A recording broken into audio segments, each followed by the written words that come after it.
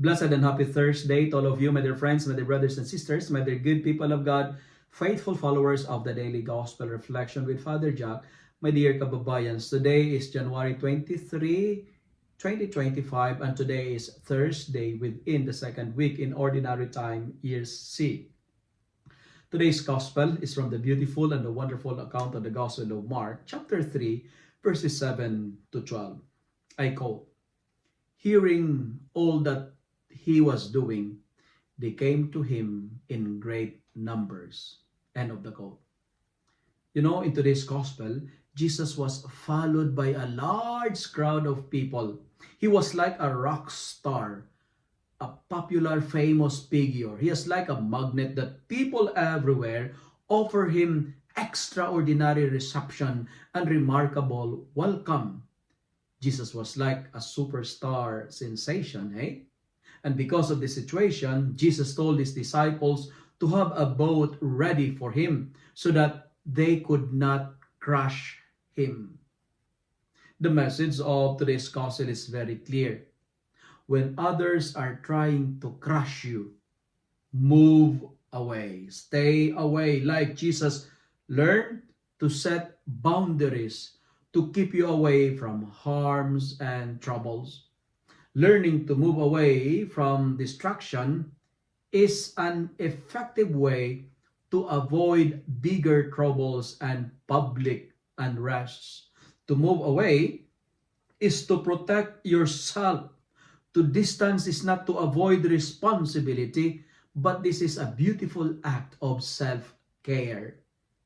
Even if there is a risks of disappointing others, find ways to love, respect, and care yourself.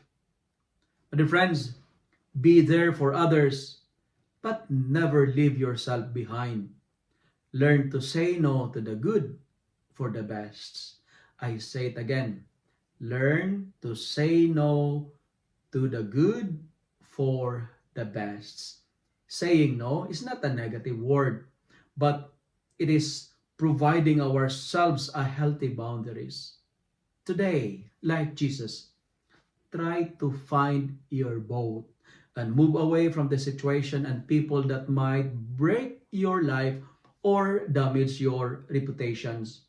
Finding a boat is not offending others, but securing your life from devastation and further injury. Secure a boundary so that others may not abuse your kindness.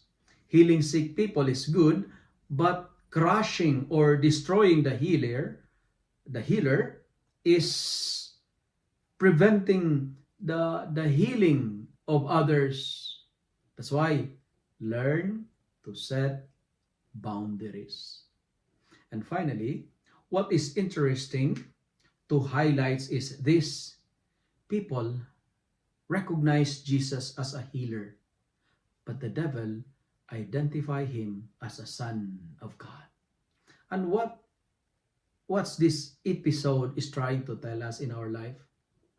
But the friends, it is not enough to recognize Jesus, because even evil spirit recognize him.